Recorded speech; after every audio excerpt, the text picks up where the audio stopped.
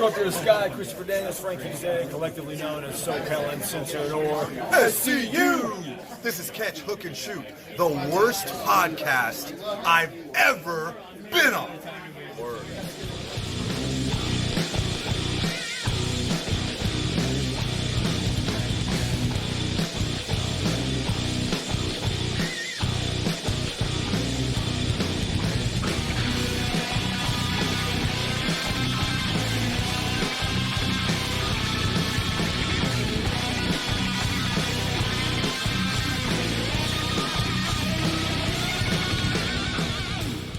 Hey, what's going on, everybody? Welcome to Catch, Hook, and Shoot, the best podcast you never heard of. My name's Tom. I am your host. Today is Sunday, March 21st, 2021. It is the day of WWE's Fastlane pay-per-view, and we'll be getting to preview and predictions of that in just a little bit here. But first of all, I want to thank everybody for watching, listening, and subscribing on YouTube, Podbean, Spotify, or wherever you get your podcast from.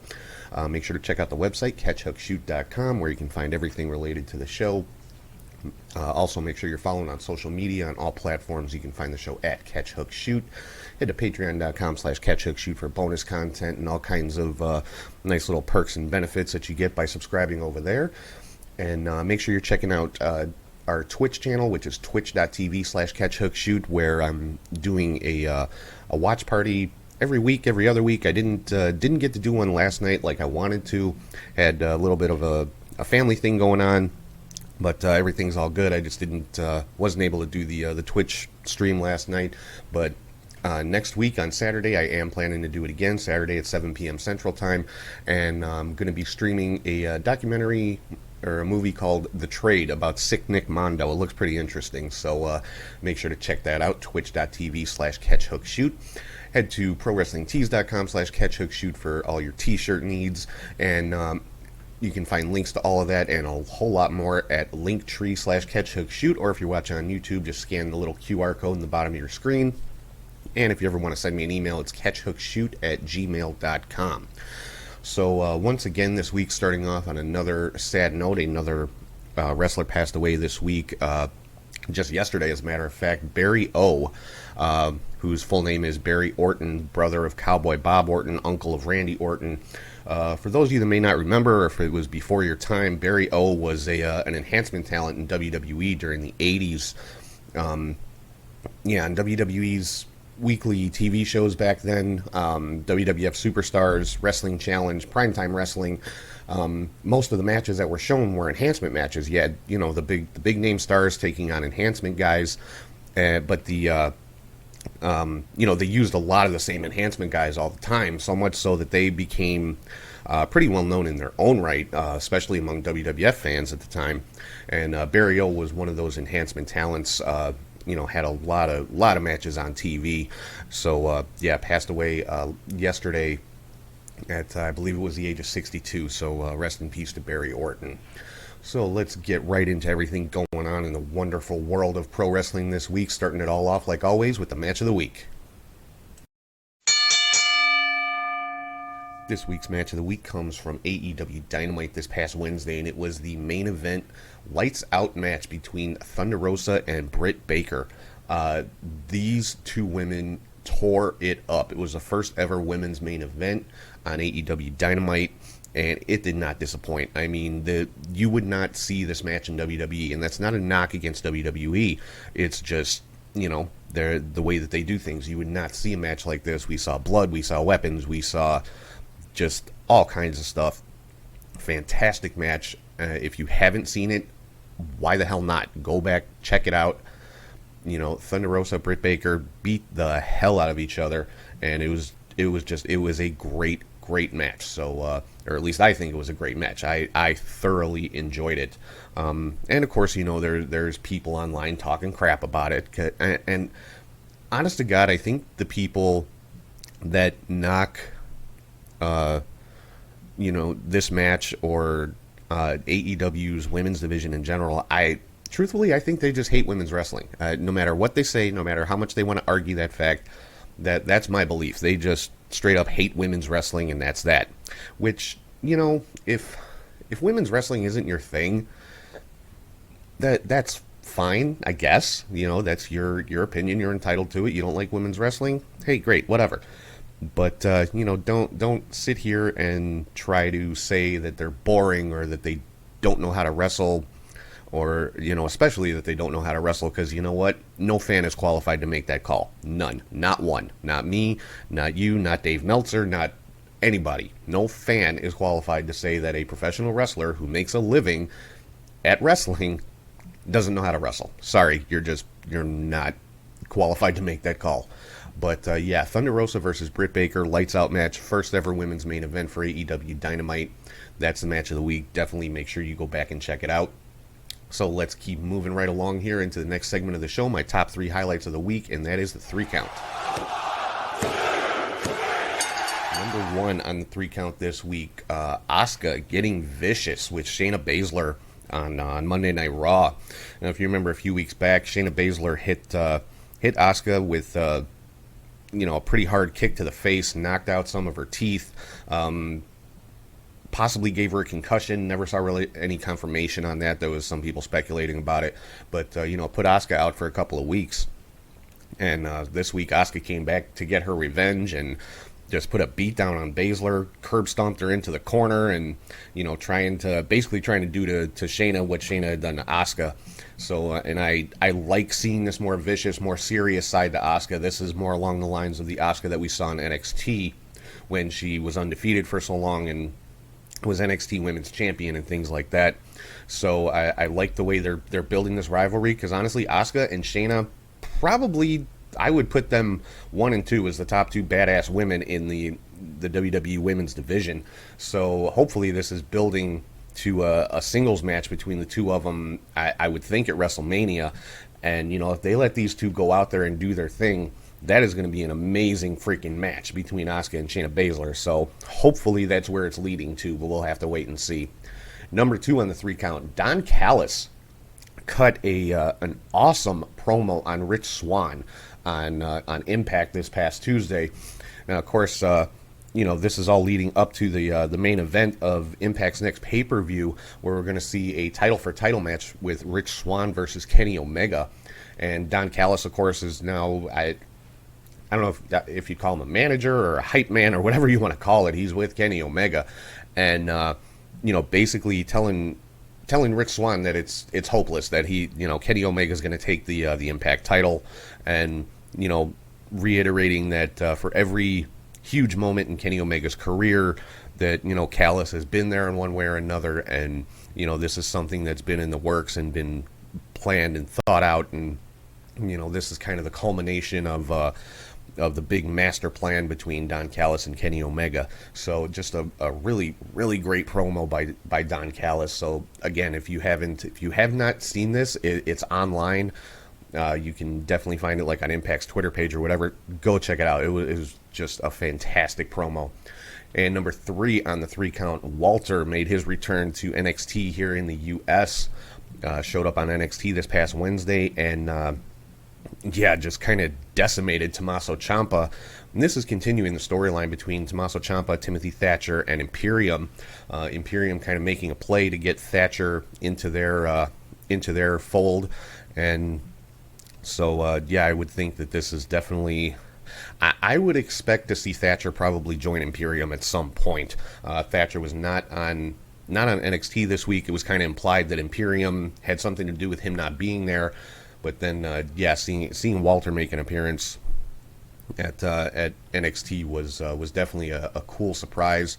So I was hoping they would pick up the rivalry between Walter and Finn Balor that had started before the pandemic. But Walter and Tommaso Ciampa, I can definitely deal with that. So hopefully we'll get to see that one sooner rather than later. So let's get into all the news and rumors and results and all that kind of fun stuff from this week, starting off with WWE. Excuse me. We found out that the Raw main event for WWE is going to be Drew McIntyre challenging Bobby Lashley for the WWE Championship. And it was just kind of announced out of left field. It was, didn't result. I mean, obviously, McIntyre hasn't gotten a rematch for the title since Miz cashed in the Money in the Bank on him. I get that. But there was really no hype around the announcement. They just announced it right at the top of Raw this week. So it was a little anticlimactic, I guess, would be the best word as far as the announcement goes. You know, usually you see stuff like this on an in-ring segment, like a promo or something like that. So, little weird, but it is what it is. We're going to get McIntyre versus Lashley at WrestleMania, which I would think is going to be a good match. It's not the first time these guys have met. Had a great rivalry and Impact before they both returned to WWE. So, you know, have no issue with the match. It's just the way that they announced it I thought was a little odd. We had another Hall of Fame announcement this week. Eric Bischoff is going to be inducted into the WWE Hall of Fame, which deservedly so. I mean, you know, this is the guy that had WWE on its heels for close to 2 years, and you know, it was really the first time anyone had ever done that. So you know, a lot of people have a lot of very strong opinions about Eric Bischoff, one way or the other, but you can't deny what he has contributed to the wrestling business. You can't. I'm sorry. If you try to, then you're not paying attention. But so yeah, Eric Bischoff going into the WWE Hall of Fame with the class of 2021. Kind of surprised he wasn't, you know, inducted as a member of the NWO, but I think him going in on his own is, in my opinion, I think it's more appropriate because he was much more than just a mouthpiece for the NWO. You know, he ran WCW for a number of years, and you know, WCW had their best years under Eric Bischoff, so he definitely deserves a recognition. We found out that Rhea Ripley is going to be making her Raw debut this coming week, so I'm definitely looking forward to that. That'll be a nice boost to the women's division. Be interesting to see how they work her in, what her first rivalry is going to be, and all that kind of fun stuff. The New Day once again is tag team champions. Won the titles from the Hurt Business on Monday Night Raw and were immediately challenged by AJ Styles and Omos, and so that match was confirmed for WrestleMania as well. Again, kind of out of left field, nothing to really build towards it. It was just AJ and Omos came out, said we want a title shot at WrestleMania, and okay, there you go. So, you know, the way WWE is announcing some of these matches is a little odd to me, but again, it is what it is. I think it's going to be a good match. It's going to be almost his in-ring debut, as you know, as a wrestler. So, or at least on Raw, it's going to be, I should say. So, you know, not a bad deal for him making your in-ring debut in a title match at WrestleMania. You can't ask for anything better than that. R-Truth once again is the 24/7 champion. The way that he got the title back was kind of funny. You know, Bad Bunny's had the 24/7 title for a number of weeks, and so R-Truth basically, with last week being the week of Austin 316, you know, he was going around Raw with a bunch of Stone Cold merchandise, and he basically traded all of his Stone Cold merchandise to Bad Bunny for the 24/7 title. So, you know, got the title back in a trade. It was an entertaining little segment. And people are constantly bitching and moaning about the 24/7 title in general. I think the segments are entertaining, and that's obviously the point of them. It's not meant to be taken completely seriously, so you know, I think it's become kind of a cool little spot during Monday Night Raw. So yeah, R-Truth once again the 24/7 champion. Later on in the show, talking about Bad Bunny, we saw The Miz attack Bad Bunny with Elias's guitar. This was after Damian Priest had defeated Elias in a match. And, yeah, so this I'm certain is all leading to a tag team match that's going to happen at WrestleMania. Damian Priest and Bad Bunny taking on The Miz and Morrison. They've been working towards this for a number of weeks, so I'm just waiting on, you know, for them to make the official announcement. We saw another segment from Alexa Bliss. Probably the first time Alexa's been on Raw in recent memory that she hasn't made the 3 count for the week, but basically Alexa telling Randy Orton that if Randy wants her out of his life, he's going to have to, quote-unquote, take her out at Fastlane. And that actually was officially set as a match for Fastlane, is Alexa Bliss versus Randy Orton. How that's going to work, I don't know. WWE's not huge on the intergender stuff. They'll do a couple of spots here and there, but to have an actual intergender match, I don't think is going to happen. This is going to be, I'm sure this is probably more setting up for the return of The Fiend, which is going to lead to a WrestleMania match between Bray Wyatt and Randy Orton, I'm sure. So, you know, I'll definitely be interested to see how that's going to play out at Fastlane. We saw Matt Riddle pick up another win over Mustafa Ali. and I still am getting the impression that Retribution is going to be splitting sometime in the near future, with Ali kind of just jumping all over the members of Revolution anytime he loses or anytime one of them loses. So yeah, I'm looking for somebody in Retribution to just jump on Ali at some point. So we'll have to see how that's going to work out. I already talked about Asuka returning and jumping on Shayna. That was an awesome segment on Monday Night Raw. Moving on to NXT, we saw a promo right off the top of the show with Finn Balor and Karrion Kross, and this of course leading up to their eventual title match, and they were interrupted by Oney Lorcan and Danny Burch, and Scarlett actually proposed a tag team championship match between Lorcan and Burch defending against Balor and Kross, which was set up for later on in the show. Saw another promo from Adam Cole talking about Kyle O'Reilly. Kyle O'Reilly appearing on the big screen. They're really building this rivalry up good. Later on in the show, we actually saw Cole and O'Reilly get arrested. Supposedly Adam Cole left the building after the promo, and supposedly O'Reilly tried to run him off the road. We just saw him, outside the arena. Cops were there. O'Reilly getting loaded in the back of a cop car in handcuffs. So William Regal promises a solution to this issue next week on NXT. I'm sure this is going to lead to a match at the next NXT TakeOver during WrestleMania week. What type of match is yet to be seen, but just judging by NXT's history, I'm really looking forward to seeing how this one is going to play out. Let's see, what else we got going on in NXT. Jordan Devlin made his return to the NXT in the U.S. as well, and came face-to-face with Santos Escobar. Now, of course, both of these guys currently hold a version of the NXT Cruiserweight Championship. Escobar came by that title at the beginning of the pandemic because Devlin not able to travel from the UK back to the US to defend the title. So they crowned an interim champion in Santos Escobar. Looks like we're going to be getting a unification match coming up at TakeOver during WrestleMania week as well. So that should be a great match between those two guys. Jordan Devlin probably in my top 2 or 3 guys in NXT UK. So I cannot wait to see this one. We saw a video hyping the debut of Japanese superstar Sarai, and so she'll be making her debut in NXT in the coming weeks. Dakota Kai defeated Zoe Stark in just an awesome match. I am so impressed with what I've seen from Zoe Stark thus far. She's only been in NXT a short time, and she is killing it. She's getting some high profile matches, so obviously Triple H and the powers that be in NXT are very high on her because they're giving her some great opportunities to shine on NXT TV, and she is just killing it every time. So I mean, this one is probably a close second for match of the week. So if you haven't seen that one, Dakota Kai and Zoe Stark from NXT, check that one out. At the end of that match, Io Shirai made her way to the ring and brought a contract to Raquel Gonzalez for a women's championship match at TakeOver, which Gonzalez, of course, did sign. So we're gonna see that match.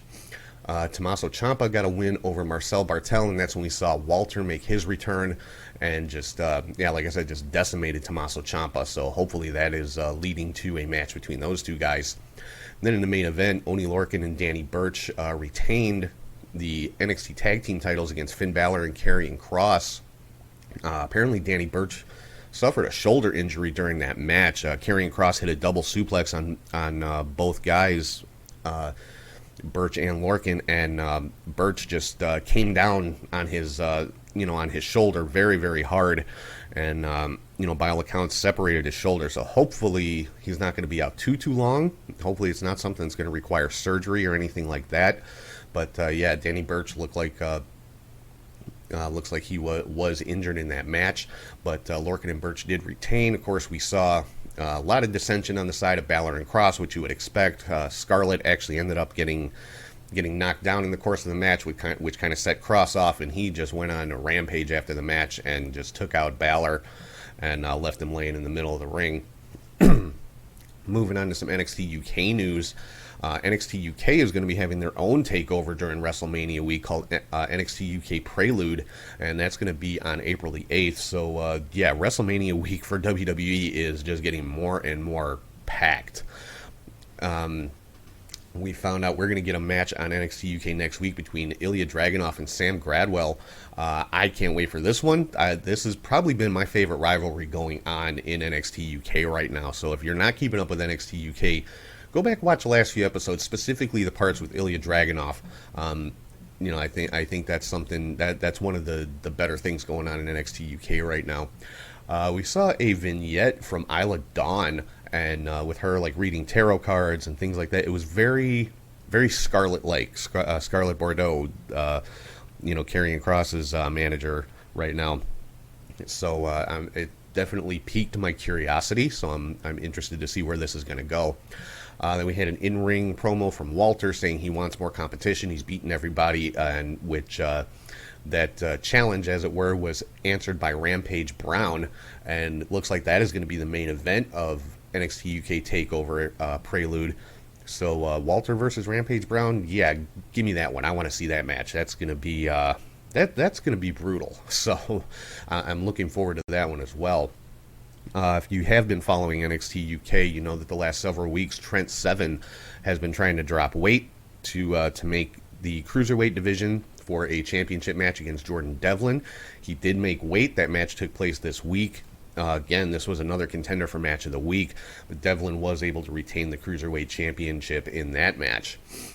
Moving on to SmackDown for this week, Nia Jax had a title match against Sasha Banks, which, basically Shayna Baszler cost Nia the match. So we're starting to see some dissension between Shayna and Nia, which really isn't a surprise. They weren't real enthused about being partners to begin with, and but they have made a pretty good tag team up to this point, but I think we're going to see that split coming pretty soon. So I would expect to see them drop those women's tag team titles potentially tonight at Fastlane when they're taking on Sasha and Bianca Belair, which I don't think is ideal, but it is what it is. It's the WWE women's tag team titles. They have not done too much with them of note, so it is what it is.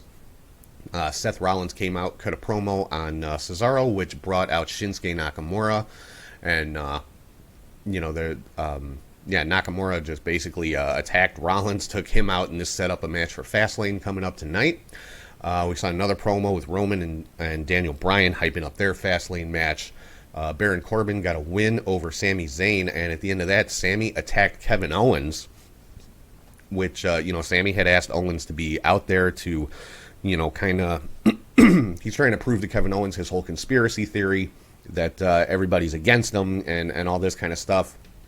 And when Owens basically said, well, I didn't see anything to make me think that, Sami went on the attack. So we're getting Sami versus Kevin Owens again, which the two of them put on fantastic matches. I mean, Sami Zayn and Kevin Owens have been together in one way or another for years, whether it's tag team partners, rivals, whatever. We're talking, back to Ring of Honor days when Sami Zayn was known as El Generico.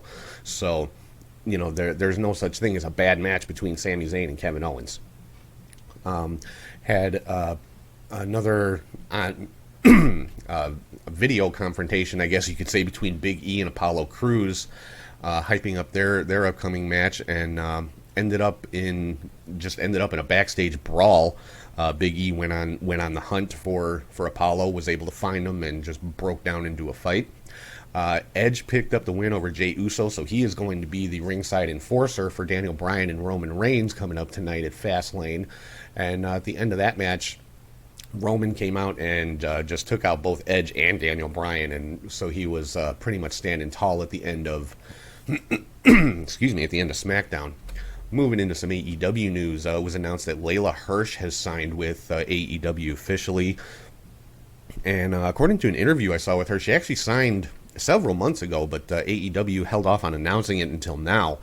Not sure why, but whatever. Layla, definitely a great signing for AEW. If you have not seen any of her matches, go check them out on AEW Dark. She is definitely somebody to watch. So she's one that I'm very anxious to see get involved in some more, some heavier storylines in the future. And yeah, this week was the debut of AEW Dark Elevation with Tony Schiavone and Paul White on the commentary, and there's new like stories and stars that are emerging from these. If you don't pay attention to AEW Dark, or if you didn't watch Elevation this past week, definitely check them out. I mean, it's on YouTube. Anybody can watch it. It's not like you got to hunt for it or anything. And it's not like you got to pay for it. And yes, some of the shows are very long because they have a lot of matches, because they showcase a lot of talent, both independent talent as well as some of the lesser known AEW stars, up and coming stars.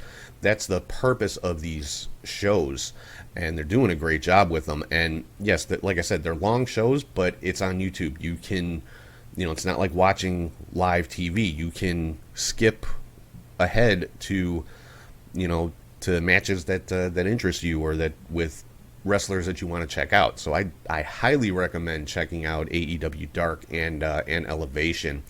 The Dark Order and SCU both continue to their winning streaks on AEW Dark.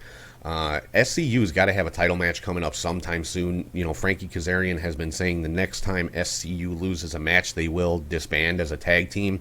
And I said before, I think this is kind of leading to Christopher Daniels stepping away from the ring and taking on, he already has a backstage role with AEW. He's the head of their talent relations department, but I think this is kind of going to lead to his transition out of the ring into a full-time, backstage role as a coach and executive and things like that. Dark Order, as I said, also on a big winning streak on AEW Dark, so I'd expect to see, probably some heavier storylines with them as well. I mean, there's the one currently going on with Matt Hardy, so I'm sure that's going to continue. It looks like QT Marshall is actually turning on the Nightmare Family, and I'm curious as to whether or not Nick Comoroto is going to be joining him in his split from the Nightmare Family. QT just kind of been not helping out the other members of the Nightmare Family when they're having problems or getting ganged up on or things like that. Been very lackadaisical about that, about getting to the ring to help people and things like that. And the one person he seems to have a vested interest in is Nick Comoroto, which is definitely one you guys need to keep an eye on, because he's somebody who I think is going to be very prominent in AEW in the years to come. Another issue seems to be going on Dark is Peter Avalon, Ryan Nemeth, and Cesar Bononi with Jurassic Express. This is kind of an interesting storyline that's been going on, so another one I would suggest to check out. On Elevation this week, we saw a rare on-screen appearance from Tony Khan.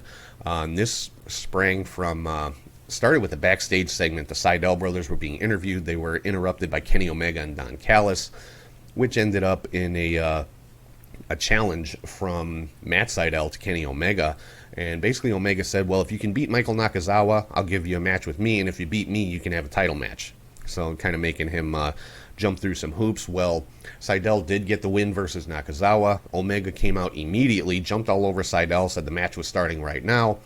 Picked up the quick win because Sydal had already had 2 matches. He and his brother had a tag team match earlier in the show. So this brought Tony Khan out, basically saying, no, you don't make these decisions, I do. You made the promise, so you're going to keep it. Next week, not this coming week, but next week on Dynamite, we're going to see Kenny Omega versus Matt Sydal. That should be a hell of a match with those two guys. And if Sydal wins, he gets a championship match against Kenny Omega. So I think that's pretty cool. Found out that Maki Ito is going back to Japan. Unfortunately, I think most fans were very impressed with, or very happy to see her on AEW between Dark and Dynamite and the pay-per-view and things like that. But she did make her way back to Japan this past week. Hopefully we will see her in AEW again. Speaking of Layla Hirsch, as I said earlier, she has signed a contract with AEW, and we saw a confrontation between her and Vicky Guerrero this week. So could we potentially be seeing a rivalry develop between Layla Hirsch and Nyla Rose? That would be an interesting match. Just the size disparity there, because Layla Hirsch, not a very big girl, but she is, she kind of, if there was a female version of John Silver, not real big, but thick and strong, as JR would say, built like a fire plug or a fire hydrant. That would be Layla Hirsch. So I think her and Nyla Rose would be an interesting match, to say the least. We're starting to see some dissension among Team Taz. There was between Dark and also on Dynamite, but there was an interview going on with Sting and Darby Allin. Team Taz came out, and Brian Cage basically snatched the microphone away from Taz, saying Taz isn't going to talk for him this week, and showed some respect to Sting. Shook his hand and, saying he respects him, that Sting showed him a lot and things like that. And Taz and the rest of Team Taz, none too pleased about that. So we're starting to see a rift in Team Taz, so I'm interested to see where this is going to go. Also starting to see some cracks forming between Joey Janela and Sonny Kiss. They've been tag teaming for quite a while on AEW Dark, and they make an awesome tag team. Haven't gotten a whole lot of wins. They picked up another loss this week, and Joey Janela starting to show some frustration, and kind of bad-mouthing Sonny Kiss a little bit, getting on his case after the match. Joey did apologize afterwards, saying he's just frustrated, but I'm positive this is going to break down into a rivalry between Janela and Sonny Kiss at some point. So, again, I'm interested to see this one. Cody got the win over Pentagon during the opening match of AEW Dynamite, and of course afterwards Pentagon went on the attack. The Nightmare Family came out for the save, and again, QT Marshall late to the party. So the QT Marshall is definitely, I would say, splitting from the Nightmare Family at this point. Let's see, we saw an in-ring segment with MJF and his new faction, which is known as the Pinnacle, and I'm loving this group: MJF, Shawn Spears, FTR, Wardlow, and Tully Blanchard. And obviously they're going to be having a program with the Inner Circle. Can't wait to see what matches are going to spring out of this.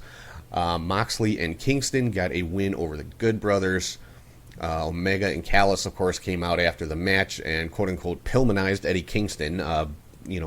Broke his ankle or put his ankle in the chair, stomped on the chair. So we'll have to see if it's going to be, if Kingston's going to be out for a while, or, how that's going to work. But then they tried to do the same thing to Moxley, putting the chair on his neck.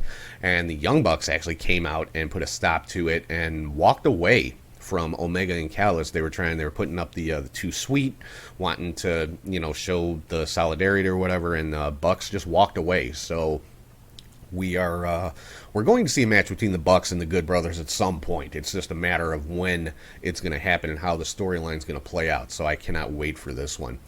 Talked about the Sting promo a little while ago. While that was going on, Darby Allin issued an open challenge to the Dark Order. Basically in honor of Brody Lee, saying that Brody Lee was the best TNT champion so far for AEW, and Darby not happy about not having too many title defenses since he won the championship. So I like the way they played that, because there's been a lot of bitching and moaning online. Oh, they're not defending the TNT title and blah blah blah.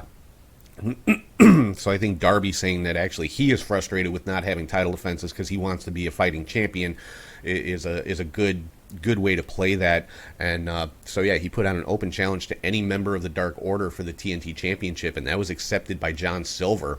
So that I think John Silver and Darby Allin, I'm good with that. Miro and Kip Sabian have accepted what I'm calling the arcade match against Chuck Taylor and Orange Cassidy. So that should be interesting. They're going to have arcade machines set up around the ring that can be used that basically as weapons to throw your opponents into. So to my knowledge, it's the first of its kind. So I'm curious to see how that's going to work. And then we finally heard from Christian Cage in a backstage promo, says he's the he's the workhorse now of AEW. He wants Kenny Omega's spot, and wants to cement his legacy. So yeah, Christian Cage going after Kenny Omega. That's the spot that he wants. So, and that's another match that I'm definitely looking forward to. Moving on to some Impact news, the Good Brothers want a rematch with FinJuice for the Impact Championships. Of course, FinJuice took those titles off the Good Brothers just last week. And FinJuice basically said, well, you know what? You got to wait till April because we're going back to Japan. So Good Brothers not happy about that, but that is going to happen at the Rebellion pay-per-view coming up in April. So, yeah, some interesting interpromotional matches coming up at Rebellion. Good Brothers against FinJuice again, and Omega versus Swans is what we know so far. So Rebellion shaping up to be a pretty good pay-per-view. Some MLW news, Los Parks retained the MLW tag team titles against Injustice and Contra Unit. Very, very good triple threat tag team match. So if you're not keeping up with MLW on YouTube or any of the other platforms that they're on, I mean, they're all over the place. So there's no reason not to check it out. MLW has some very, very good talent, and their in-ring product is fantastic. So I highly recommend checking out MLW. Just a small Ring of Honor tidbit. The Ring of Honor 19th anniversary show is coming up this Friday on the 26th. So I'll have a preview of that coming up in a little bit here. Some New Japan news. The New Japan Cup final is set. Will Ospreay taking on Takagi. That should be an interesting match. And a little bit of NWA news here. The Back for the Attack pay-per-view, which is also taking place tonight. Billy Corgan announced that this is dedicated to Josephus, Joseph Hudson, who passed away a couple weeks ago. So a very, very cool, classy move on the part of Billy Corgan. Josephus was a big part of the NWA revival. So, yeah, so that's going to do it for news and rumors and everything for the week. So let's get into the previews and predictions for all the pay-per-views coming up this next week, starting with NWA Back for the Attack.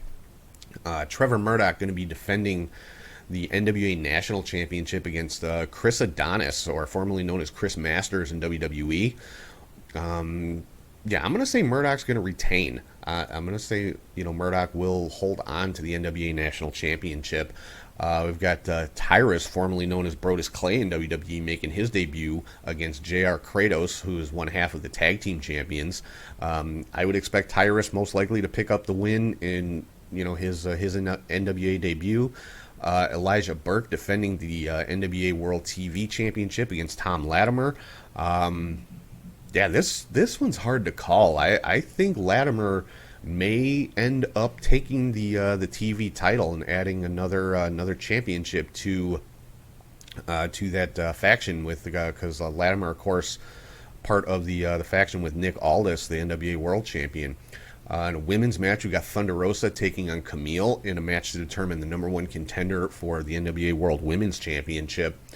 I think Thunder Rosa pulls this one out, but that Thunder Rosa and Camille, damn, that's going to be a hard-hitting match between those two women, so I can't wait to see it. Then we've got a four-way match between Crimson, Jax Dane, Jordan Clearwater, and Slice Boogie. You know what? I really can't make a prediction in this one because Jordan Clearwater and Slice Boogie are not guys that I am familiar with. So wouldn't really be fair to try to make a prediction. I'm familiar with Crimson and Jax Dane, but I'm curious to see how. I'm curious to see this match. I always like checking out new guys, or not necessarily new guys, but guys that I'm not familiar with. So just because I don't know who they are doesn't mean they're brand new. It just means I haven't seen them. So yeah, it's probably, I would expect a good match. I mean, the NWA under Billy Corgan seems to be all about the in-ring work, and yeah, I don't think I've seen a bad NWA match since Billy Corgan took it over. So I'm pretty sure this is going to be a good one as well. And then the main event, Nick Aldis defending the NWA World Heavyweight Championship against Aaron Stevens. This again coming out of Billy Corgan saying that the pay-per-view is dedicated to Josephus. Josephus and Aaron Stevens, of course, were partners, and when Josephus was known as the Question Mark. So this kind of in honor of Josephus, this match was put together. Yeah, again, hard to pick a winner, but I would say probably Nick Aldis. He has had that title forever, it seems like, and I don't see him losing it anytime soon. So let's move on to the Ring of Honor 19th anniversary show coming up next Friday, the 26th. Shane Taylor Promotions defending the World Six-Man Tag Team Championships against the Mexa Squad, Bandito, Flamita, and Ray Horace, who Shane Taylor Promotions originally defeated for those titles. I'm going to say Shane Taylor Promotions is going to hold on to the six-man titles. Then we've got a four-corner survival match. Brian Johnson, Danhausen, Eli Isom, and LSG. I'm picking Danhausen. I love Danhausen. He's freaking awesome. If you have not seen any of Danhausen's matches, check it out. He's entertaining as hell. Follow him on Twitter. Definitely follow the guy on Twitter, because some of the stuff he puts out there is just outrageous and hilarious, and it's great. We've got EC3 versus Jay Briscoe in a grudge match that's been building for a number of months. Was supposed to take place a while back, but EC3 wasn't able to compete due to COVID-19. So we're finally getting this match between these two guys. I'm going to pick Jay Briscoe in this one. Just a feeling I got. Dragon Lee defending the ROH TV title against Tracy Williams. I'm going to pick Dragon Lee to hold on to it. In a Ring of Honor World Tag Team Championship match, La Facción Ingobernable, Dragon Lee and Kenny King, the champions, defending against the Foundation team of Rhett Titus and Tracy Williams. This match is very interesting to me, because Kenny King and Rhett Titus were tag team partners for a very long time in Ring of Honor a number of years ago. So I'm curious to see, how that's going to play into this. But I'm gonna pick LFI to retain the tag team titles in this one. They just won those titles a couple weeks ago on ROH TV. I've got Matt Taven taking on Vincent in an unsanctioned match. This is just going to be violent, and seeing what Matt Taven and Mike Bennett did to Bateman just a couple weeks ago, I'm gonna pick Matt Taven in this one to get the victory over Vincent. Then we've got Mark Briscoe taking on Flip Gordon. Interesting matchup here. I'm gonna pick Mark Briscoe over Flip, which I love Flip Gordon. He's one that was a big part of being the Elite for so long. I honestly expected to see him show up in AEW, and he still with Ring of Honor, but I think is going to be a very good match, but I'm picking Mark Briscoe to get the victory here. In a Pure Rules match, Dalton Castle taking on Josh Woods. I love the ROH Pure division. I love Pure Rules matches. Some of the best mat wrestling you're going to see anywhere. In this particular one, I'm going to pick Josh Woods. He's going to have Silas Young at ringside with him. So it wouldn't surprise me to see some shenanigans going on, but I'm picking Josh Woods to get the win over Dalton Castle. For the ROH Pure Championship, Jonathan Gresham defending against Dak Draper. I'm picking Gresham. Gresham is my guy. Gresham is probably in my top 2 or 3 favorites right now in the world as far as wrestlers go, and I put him at the top as far as best wrestler in the world right now. He, in my opinion, is the best mat wrestler, technical wrestler in the world at the moment. And then for the ROH World Championship, Roosh defending against Jay Lethal. As much as I want Jay Lethal to win this match, I'm pretty sure Roosh is going to retain the championship, especially if we see LFI getting involved here. So yeah, I'm going with Roosh to retain against Jay Lethal. Let's move on to the big event coming up tonight, WWE Fastlane. Starting off with a tag team match for the women's tag team title I talked about a little while ago. Nia and Shayna taking on Sasha Banks and Bianca Belair. I'm picking Banks and Belair to win the women's tag team championships in this one. Because, like I said, I think we're going to see that rivalry develop with Shayna and Asuka. And I think in order to move forward with that, you need to take the tag team titles off of Shayna and Nia. And then, so possibly, not possibly, I think it's pretty obvious at this point. If they go any other direction, it'd be kind of weird. But most likely we're going to see Shayna Baszler and Asuka at WrestleMania, which I would love to see that match, so hopefully we get it. Big E defending the Intercontinental Championship against Apollo Crews. you know what? I got a feeling Apollo may win this. Apollo's been getting a pretty good push since his heel turn, so there's been a pretty good response for the most part. And he's been doing well with his promos and all that kind of stuff. And matches with him and Big E that they've had have been very, very good. So yeah, I think it's time to pull the trigger on Apollo and give him a title run here. No holds barred match between Drew McIntyre and Sheamus. I don't care who wins this match. I just want to see these two crazy bastards beat the hell out of each other. So that is my early contender for match of the week for next week. Shinsuke Nakamura taking on Seth Rollins. I want Nakamura to win this match, but I have a feeling Seth Rollins is going to be the one to pick up the victory. Matt Riddle defending the U.S. title against Mustafa Ali.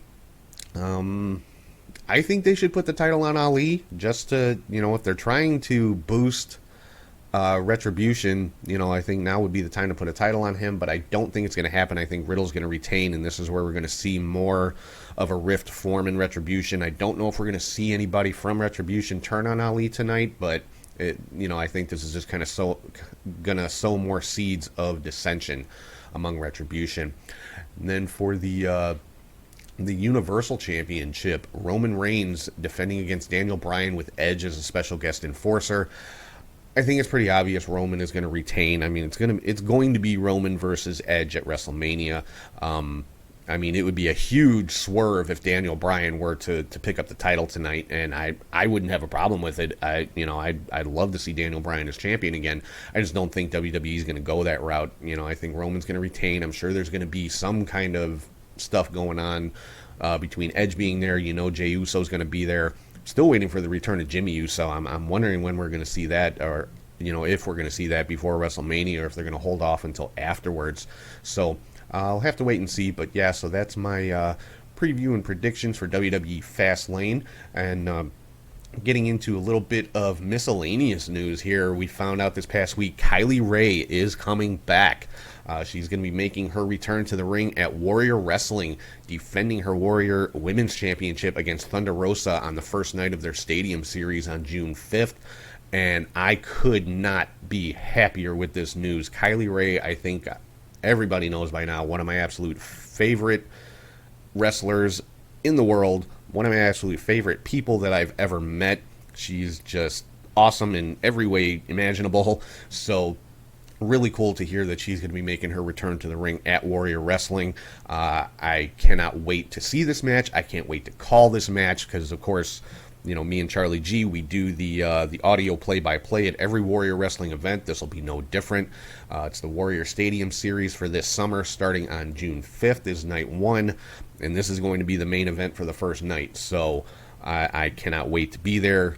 I can't wait to call the match. I've already scheduled the live stream on Podbean, so head over there, reserve your spot.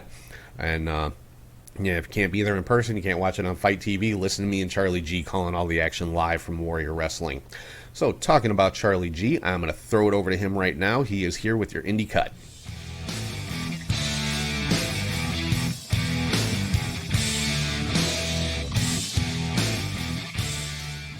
Thank you, Tom, and hey to wrestling friends. I am Charlie G with this week's Indie Cup. There was a lot of wrestling action last weekend, so let's begin with Friday, March 12th, and Super Kicked Unlisted Episode 22 from Toronto, Ontario, Canada. That show is on YouTube, so look up Super Kick apostrophe D if you'd like to see that. We go down to River City Championship Wrestling, March Madness 2021 from La Crosse, Wisconsin. They had a March Madness tournament, and the final match was Brock Hall defeating Kyle Roberts. And for the RCCW City La Crosse title, Jason Masters defeated champion JDX to become new champion. To Alternative Pro Wrestling from Royston, Georgia. For the APW North Georgia title, champion Caleb Crocker defeated Jeremy Vane. And for the vacant APW Southern States title in a tournament final match, Scott Mason defeated James Boulevard. On to Saturday, March 13th. Here we go. Here comes here comes a lot of wrestling, people. March 13th, Melbourne City Wrestling, Ballroom Brawl 2021. From Thornbury, Victoria, Australia. So you are now on the map. And a map over there if you like. For the MCW tag titles, champions Mitch Waterman and Nick Beery defeated Jude London and Paris De Silva. For the number one contendership, for the tag titles, Stevie Phillip and Tom Phillip defeated Jet Raka and Tyson Baxter. Slex defeated Mick Moriarty, so Slex is still in Australia. For the Australian Wrestling Legends contract match, Lochi Hendricks defeated Cracker Jack. And in a 21-man ballroom brawl match, Mitch Waterman won that. Over to Total Team Attack 3 from Tokyo, Japan. For the CCW Canadian Heavyweight title, Kohei Kinoshita defeated champion Sunsuke Sayama to become new champion. To Stardom New Century 2021 in Shinkawa. A great show. We started with Azumi defeating Lady C and Saya Kamatani. Himeka and Micah defeated Gokigen Death and Hanan. 6-woman tag was Mina Shirakawa, Tamakano, and Unagi Sayaka defeating Julia, Natsupoi, and Siri. Oh, my fault. It wasn't a defeat. It was a 15-minute draw. Really good match. Another tag match, B. Priestley and Konami defeated Momo Watanabe and Utami Hayashita. And the main event was Natsuka Tora, Ruaka, and Saki Kashima defeating Mayu Iwatani, Saya Ida, and Starlight Kid in a awesome match. Wrestling Theology Fellowship, he's back from Carmel, Indiana for the WTF United States title. Champion Paragon defeated Jake Carter by DQ. I wish I would have looked up Jake Carter to see if it's the same Jake Carter from NXT back in the day. Then we go to the WTF title match of Calvin Tankman defeating champion Jeremy Hadley by DQ, so no title change there. Over to WrestleMerica March Madness 2021 from Barnesville, Georgia. In a brass knuckles match, David Ali defeated Fright Daddy. And for the WrestleMerica heavyweight title, champion Mike Payne defeated Bosworth. Up to Wisconsin Pro Wrestling Conflict from DePere, Wisconsin. Cujo defeated Garrison Creed, my buddy from Warrior Wrestling. For the WPW Titletown title match, champion Aaron Arsenal defeated Johnny CK. And for the Frontline Pro King of the Cruiserweight title, champion Gavin McCoy defeated Rockin' Rivera. Over to United Wrestling Entertainment from Oklahoma. Let's go there. For the UWE title, champion John Cross defeated Mr. Nasty by DQ. And for the UWE number one contendership match, Derek James defeated Anarchy. Titan Championship Wrestling Free For All 2 from Claremont, Delaware. For the TCW Goddess title, champion Vicious Vicky defeated Danny Gray. For the Hardcore title, champion Waylon Cage defeated Tyler Klein. And for the Heavyweight title, champion Steve Mack defeated Anthony Bennett. Down to Southern Violence and Wrestling Rumors of War from Athens, Georgia on the Fight Network. For the SVW Hoss Fight title, champion Austin Towers defeated Big Smooth. I think that's right. To Sean Henderson Presents Money Longer, where he did not appear for some reason. So this is in Williamstown, New Jersey. In a Four Corners of Fun match, Declan Grant defeated Lowlife Louie. In a street fight, Dylan McKay defeated Jimmy Lloyd. And in a singles match, G. Raver defeated Boomer Hatfield. to Peach State Wrestling Alliance from Carrollton, Georgia. For the PWA No Limits title, champion Trevor Ayon defeated Spy Ray. There was a New York Wrestling Connection Heart and Soul Cup Tournament number 9 on YouTube, so check out those 2 matches there. Metroplex Wrestling Uncivil War from Bedford, Texas. For the Metroplex Prospects title, champion Joe Angelo Garcia defeated Mr. Legs. Down to IWA Mid-South. Mid-South It's a Mystery from Connorsville, Indiana. In a barbed wire thumbtack Madness death match, Ricky Shane Page defeated Mance Warner. That had to be awesome. In a IWA Mid-South Heavyweight title Taipei death match, champion Jay Chris defeated Aaron Williams. That had to be insane. And in a Fans Bring the Weapons 3-way elimination death match, Eric Ryan defeated Dewey Wellington and John Wayne Murdoch. Figured give you some deathmatch fans some info there.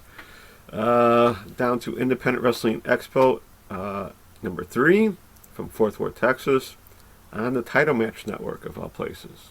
So for the new Texas Pro title, champion Mysterious Q defeated Franco Varga. For the flyweight tournament first round matches, Will All Day defeated Warren J. Trey Lamar defeated Chandler Hopkins. Ninja Mac defeated Morte Inferno. And Mayan Reed defeated Fuego del Sol. So Fuego even gets some matches outside of Dark. Nice to see. And then in the semifinals is Will All Day defeating Trey Lamar. And Mayan Reed defeating Ninja Mac. There was a match between Killer Kate defeating Maya Friday. For the Pale Pro title, champion Sam Adonis, yes, he's a champion somewhere in the States, defeated Madman Fulton, and Ace Austin defeated Kari Wright. And then for the flyweight tournament final match, Myron Reed defeated Will All Day. So that had to be a cool show to watch. To Horror Slam Wrestling, Horror Slam Biohazard, in a battle royal, the winner was Frank Isaac Anderson. This took place in Rockwood, Michigan, of all places. And then for the Horror Slam heavyweight title, number contendership match, Tommy Vendetta defeated Malcolm Monroe III and Atlas Hightower. And then later that day, they had Horror Slam Death Proof show. And for the Horror Slam Death Match title, Legos Death Match, champion Chuck Stein defeated Matthias Thrasher. And for the Horror Slam heavyweight title, Tommy Vendetta defeated champion Briar Wellington to become new champion. Over to All Pro Championship Wrestling, March Madness 2021 from Douglasville, Georgia. Everyone's using March Madness. Come on, get original, people. For the APCW tag titles, champions Bryce Cannon and Zach Mosley defeated Cousin Cletus and Cousin Shaggy. Sorry, Cousin. And then for the APCW title, Damian Bennett defeated champion London Hale by DQ. So no championship turnover there. On to Sunday, March 14th. And Rev Pro and Epic Encounters number 9 on YouTube and Twitch. So check that out as you wish. Chris Ridgway defeated JJ Gale. Aaliyah James and Kanji defeated Bobby Tyler and Zoe Lucas. In a SWE World Heavyweight Title Tournament match, Ricky Knight Jr. defeated Screwface Ahmed. Well, I really did not watch the show. In another bracket match, Dan Maloney defeated Charlie Sterling. For the Red Pro Undisputed British Women's title, champion Jamie Hayter defeated and took on Sky Smithson in a double countout. So that's a little disappointing there. And for the Red Pro Undisputed British Cruiserweight title, champion Michael Oku defeated Kid Lycos II. Really should check that match out, huh? Pro Wrestling Wave, White Wave 2021 from Tokyo, Japan. Where Atsuki Oki and Rin Katakura defeated Mio Momono, and Sakura Hirota, sorry about that. To Stardom, New Century, and Shinjuku. Another great show. Azumi defeated Lady C. Tag match, Julia and Siri, who look like they're ready to rap, defeated Hanan and Saida. And that tag match, B. Priestley and Konami defeated Momo Watanabe and Saya Kamitani. And 6-1 tag, Natsuka Tora, Ruaka, and Saki Kashima defeated Gokigen Death, Mayu Iwatani, and Starlight Kid. Stars can't catch a break. And a three-way match, Natsupoi defeated Tamakano and Utami Hayashita. That was an interesting match, and Natsupoi was kind of knocked silly and still did a promo, so it was a little cringeworthy to watch, but at least she won. And it got us a Stardom title match. Champions Himeka and Maika defeated Mina Shirakawa and Unagi Sayaka. Really cool match there. Pure J had a show with their Spring Turtle League Dream Block matches and Rainbow Block matches. Noah Great Voyage 2021.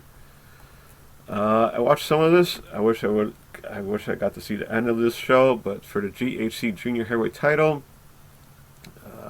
Otsushi Koteji defeated champion Seikia Yoshiyaka to become the champion. And for the GHC Heavyweight title, champion Kenji Muto defeated Kaito Kiyomiya. I've heard that's a bit of an upset there, since why is Muto still having a title? That's Muto. On to New Japan Tag League, New Japan Cup Day 8.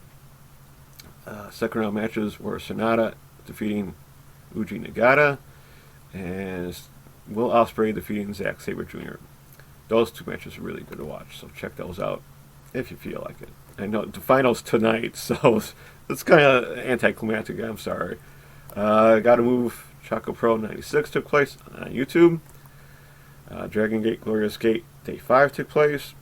DDT Daydream Believer 2021. This was an interesting show. We start with DDT Iron Man Heavy Metal title 6-man tag match. Didn't know it could be held in a tag match, but still kind of funny nonetheless. So Danshiko Dino, Kaigo Nakamura, and the Young Bucks Killing the Business from the Backers to the Big Leagues book defeated champion Lip Hip Shake book. Saki Akai's photo book, Lip Hip Shake, who was champion, Antonio Honda and Saki Akai.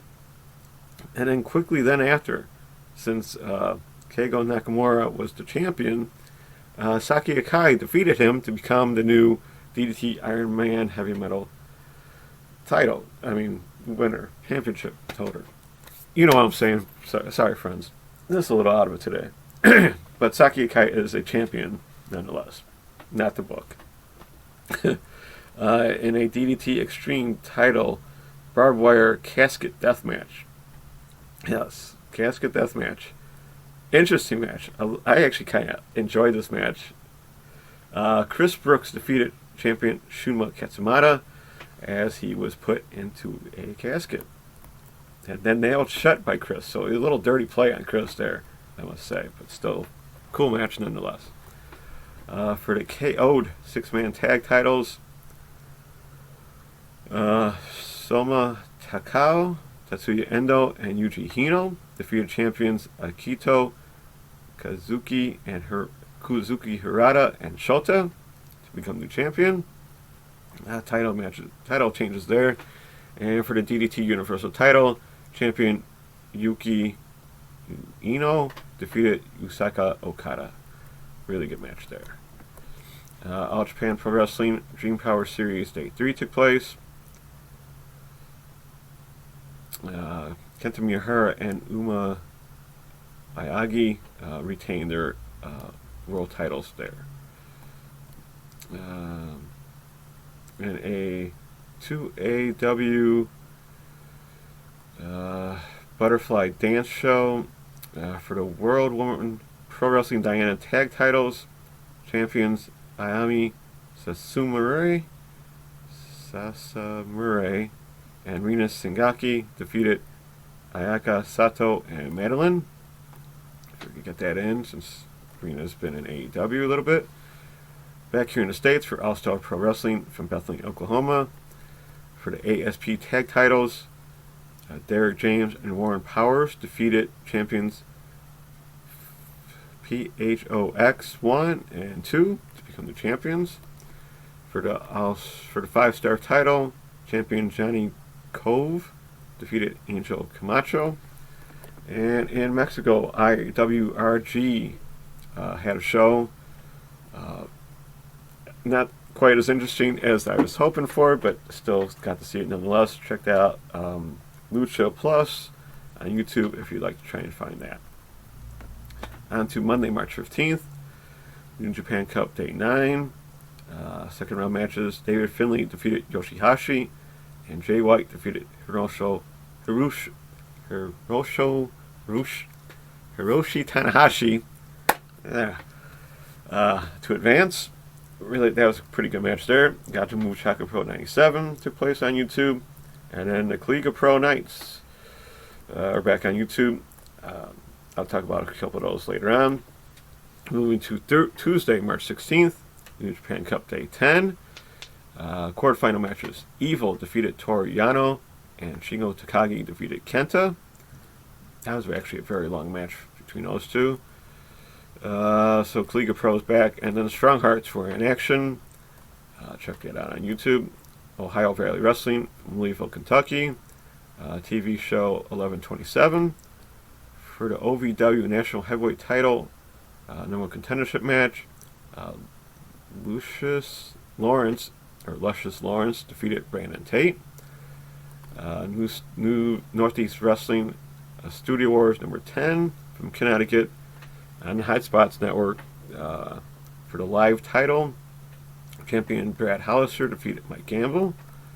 For New South Pro Wrestling Action Class 27 from Haynesville, Alabama, on IWTV stream, Daniel Perez defeated Johnny Swinger. So Johnny even got a match. Wow, all right. Can't do anything on Impact. We can get a New South Pro Wrestling match. To Heavy Metal Wrestling Texas Grand Prix Week 20 on IWTV. ACH defeated Johnny Bedlam, and Jay Sirius defeated Mr. Iguana.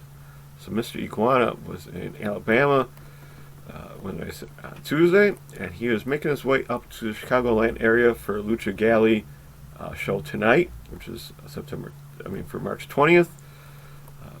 Sorry, I don't do the Lucha Galley shows because I don't get the results and I don't get to see it, but I'm sure Mr. Iguana, Torres, El Macias will have a great show. On to Wednesday, March 17th, and Seedling, Grow Together. There was a Get a Dream tournament first round match. They had tournament matches, and the final match was Haruo Hana and Riko Kawahara defeating Chikara Nagashima and Tsukushi Hiraka. Sorry about those names. And then in the Seedling Beyond the Sea title match, which was vacant, Asuka defeated Rina Yamashita to become new champion there. So the other Asuka, who we got to see on AEW a bit, is a champion. Congrats to her. On to Actress Girls Colors show. For the Colors title, Saki defeated champion Millie to become new champion. And then Cookie then after defended it against Waka Tsukiyama. Alright. Kligo Pro had Strong Hearts in action once again. And then Paradigm Pro Wrestling from Jeffersonville, Indiana. No Hook number 6 on IWTV. Flash Thompson and Sam Beal, so nice to see him back in action, defeated Chris Copeland and Jack Andrews in a Ken Broadway's title chain match. Champion Ken Broadway defeated Kayla Cassidy. And then in another title chain match, Jody the Wrestler defeated champion Ken Broadway to become the champion. In a PPW title match, champion Myron Reed defeated Miles Morales. And in a loser leaves town match, Sandra Moon defeated Nolan Edward. Over to Limitless Wrestling, The Road, Season 3, Episode 4, and IWTV. Conor Murphy defeated Love Doug, and Divine defeated Alec Price. On to Thursday, March 18th, and Deathmatch Down Under, Smashing Sandcastles from Carlton, Victoria, Australia. Actually on IWTV, so check those out if you can. These are some for the Caribbean Spiders Web and Pit of Tax Deathmatch. Mad Doug defeated Fox. They had a DMDU tag title tournament for some matches. Robbie Eagles defeated Mark Davis, so Robbie Eagles is stuck in Australia. In a Bring Your Own Boards and Cinderblocks Death tag match, Callan Butcher and Vixen defeated Guido and York. Excuse me. And in a Last Drinks Death match, Charlie Evans defeated Joel Bateman. You got me there. I'm sorry. I didn't get to see it. Sorry. New Japan Cup Day 11. Quarterfinal matches of David Finlay in an upset defeating Jay White. And in quarterfinal match, Will Ospreay defeating Sonata. Solid match between those two. Kalinka Pro Stars Night, where all the strong hearts of El Lindemann, T-Hawk, and Shima were all in action. So check that out. Pro Wrestling Vision from Orlando, Florida on Twitch TV. Somewhere. I still can't find the channel. Sorry about that. But Team Vision Dojo Rookie title match. Jason Orion defeated champion Tone Huro to become the champion. And for the AWA Florida tag title match, champions Adam Vale and Bryant Atomic defeated Nick Jonas and Ruiz by DQ. In Enjoy Wrestling Canned Heat number 4 on YouTube. Solo Darling and Willow Nightingale defeated Sean Phoenix and Ziggy Ham. And Enjoy the Cup title final match, Lee Moriarty defeated MV Young to become champion. So Lee's really racking up all the titles around the place, so nice to see that. To Beyond Wrestling, the Signature Series number 4, from Williamstown, New Jersey. Richard Holiday defeated Megabyte Ronnie. So nice to see him get some other action outside of AEW Dark. And the tournament for tomorrow, first round match, Solo Darling and Willow Nightingale defeated Mike Verna and Rex Lawless. And in the round robin great challenge match, Chris Dickinson defeated Wheeler Rivita to get his first 2 points. On to Friday, March 19th. Westside Extreme Wrestling, We Love Wrestling number 5 was back in action. I'll go with WXW Shotgun title. Champion Norman Harras defeated Fast Time Mundo by referee's decision. Dragon Gate Glorious Gate Day 6. Ultimate Dragon won his 6-man match. And then they had a 12-man Royal Sambo Battle Royal, where HYO won that. Kaliga Pros on YouTube. No strong hearts in those matches. Limitless Wrestling Double Vision, a pay-per-view from Maine on IWTV. Alec Price defeated Myron Reed in a triple threat match. Kevin Blackbird defeated Charles Mason and Ken Broadway. Becca defeated Ashley Vox. Ava Everett is back in action, defeating Divine. And for Limitless Wrestling World Title, Daniel Garcia defeated champion Kristen Casanova. We kind of all probably saw that coming, since Kristen Casanova is part of the WWE Performance Center right now. So I don't think they want to have another vacancy of the title. So Daniel Garcia is champion there. To National Wrestling Championship Season 2 from Chile. That's actually on YouTube, so check out those 2 matches there. 2 title matches, in fact. I won't get into those since I'm bad with those names. Sorry about that, but check out CNL Wrestling on YouTube. Over to the Unified Wrestling from Oklahoma. from Midwest City, Oklahoma. They had a show. New Japan Strong 32. Jeff Cobb defeated Alex Coughlin. And in the New Japan Cup qualifying matches, Ren Narita defeated Mysterioso. And Brody King defeated Bateman. So Bateman's available to walk right now, I guess, in New Japan and not in Ring of Honor. On to earlier today, Saturday, March 20th. Riot City Wrestling Super Clash number 3 from Adelaide, Australia. For RCW Tag Titles, champions Eli Thesis and Gabriel Aros defeated Adam Brooks and Antivirus. For the King of the Fringe Gauntlet match, Mike Boomer won that. For the RCW title, Matt Hayter defeated champion Rocky Monero to become new champion there.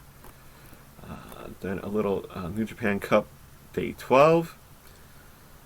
Right before the semifinal matches, there was an earthquake. I'm sure Tom might have mentioned that in his part, but during a six-man match between Hiroshi Tanahashi, Okada, and Ibushi, who then defeated Jay White, Kenta, and Yujiro Takahashi, there was a 20-minute delay because of an earthquake nearby.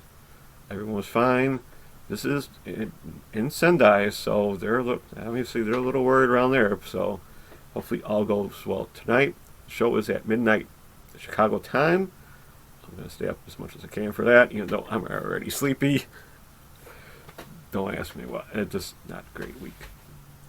So the semifinal matches. So it's Will Ospreay defeated David Finlay, and Shingo Takagi defeated Evil. So the final match for New Japan is Will Ospreay versus Shingo Takagi. That should be a pretty good banger of a match. Pure J had a show, Fight Together 2021. Princess of Pro Wrestling title, champion Akira defeated Manami. And for the Pure J Openweight title, spoiler alert, Kari Yoneyama defeated champion Leon to become new champion.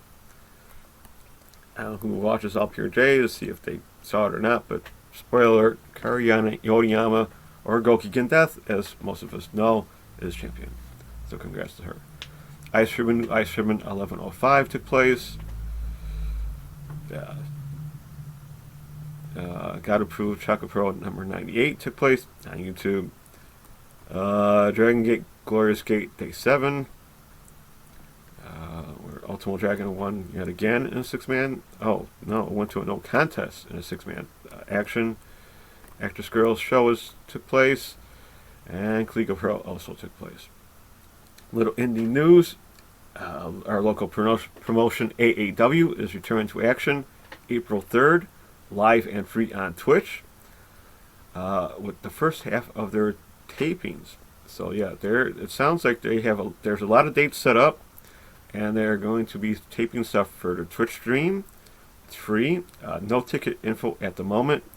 So check out AAW Pro on Twitch and look up their Twitters to keep up to date with ticket availability or where the shows will be at to see if you can get in. You never know. Illinois is kind of relaxing some of their COVID issues, so they have a lot of dates to tape. So they're going to try and put out shows for us. So that's nice to see. And then finally, if anyone's watching on YouTube, you have noticed Retromania News is finally available March 23rd for Xbox One. So maybe next week I will give you a gameplay review. I've been waiting to play this since last year, so hopefully I get it on time and get to play it for you guys. So that's a wrap for me. Till next time with more shows from around the wrestling world. Don't forget to look up those Twitch streams, our Twitch friends, DJ Ansi, Get the Tables, Stats Variants, and WrestleCast Radio. Check out those YouTube channels for other wrestling content. Thank you for watching or listening. Hope you enjoyed the cut. Keep safe, take care, get some rest, and be kind, everyone. Back to you, Tom. All right, thank you, Charlie. So let's keep rolling right along into the next segment here, where I am playing Armchair Promoter with my CHS Wrestling Fantasy League, as it were, and that is taking place in the Fantasy Booker.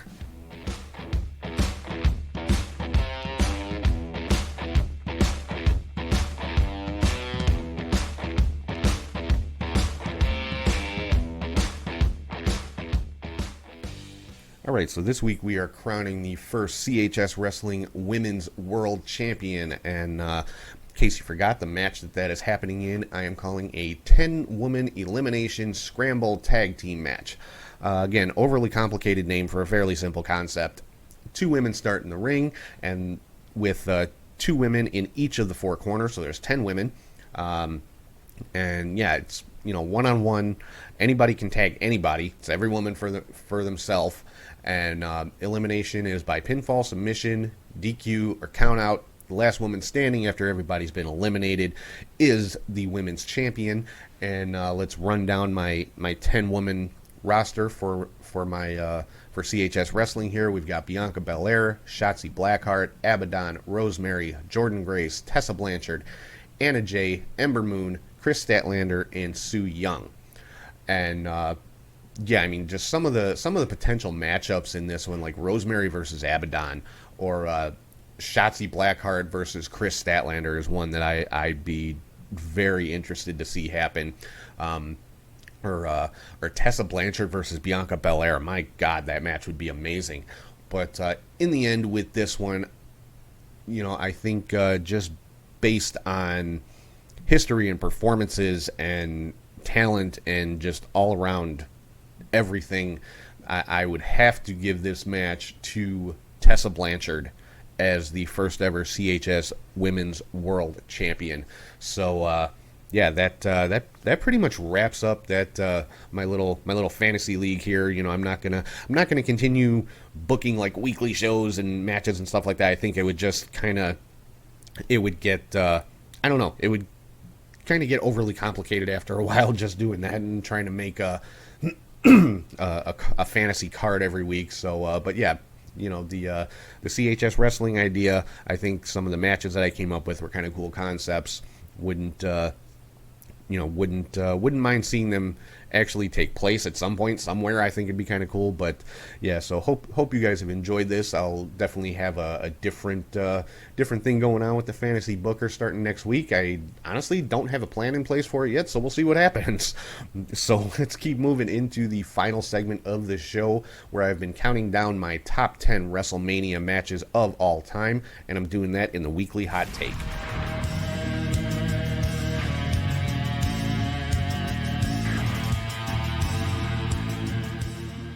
So we are up to number 4 on my top 10 WrestleMania matches of all time. And this week we are going with a match from WrestleMania 12 in 1996. It is the Iron Man match between Shawn Michaels and Bret Hart. Yeah, I mean, God, what can I say about this match that hasn't been said already? As far as just a straight up classic wrestling match, you're not going to find too many better than this. 60 minutes. No pinfalls or anything for that 60 minutes. Went into overtime or sudden death, whatever you want to call it. And Shawn Michaels ended up coming out on top and winning his first WWF championship. And, just like I said, you're not going to find too many better wrestling matches than this one. Both of these guys stepped up and showed exactly what they're capable of. And, I mean, just an all-around fantastic match. So yeah, that is my number 4 WrestleMania match of all time. Shawn Michaels versus Bret Hart, Iron Man match from WrestleMania 12, 1996. If you haven't seen this match, why not? Go back and check it out, please. So, yeah, it's definitely, like I said, one of my all-time favorite matches. So if you haven't seen it, or if you haven't seen it in a while, go back and watch it. Fantastic match between these two guys. So that is my number 4 WrestleMania match of all time. So that pretty much wraps things up for this week. I just want to make a couple of quick announcements here. Coming up on WrestleMania week, there are going to be 3 episodes of Catch, Hook, and Shoot dropping that week. First up on Sunday, April the 4th, will be our regular weekly episode running down everything that's been going on for that week in pro wrestling. And then on Monday the 5th in the morning, I'm going to be dropping a WrestleMania week preview. It's going to be previews and predictions for all the shows going on during WrestleMania week. NXT TakeOver, NXT UK TakeOver,